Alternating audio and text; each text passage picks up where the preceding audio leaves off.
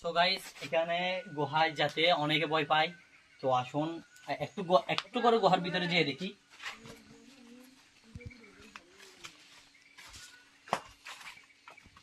গুহা এই গুহাটা একদম নীরব নিস্তব্ধ বললেই চলে। এখানে যে পানি থাকে তখন একটু হলেও আওয়াজ পাওয়া যায়, তবে এখন পুরাই নিস্তব্ধ গুহা।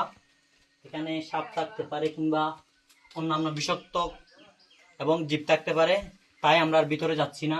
একটু উপরে দেখাও, গুহার উপরের অবস্থাগুলো দেখুন এবং গুহার ভিতরে একটু দেখাও, একটু জুম করে দেখাও গুহার ভিতরের অবস্থা কিরকম।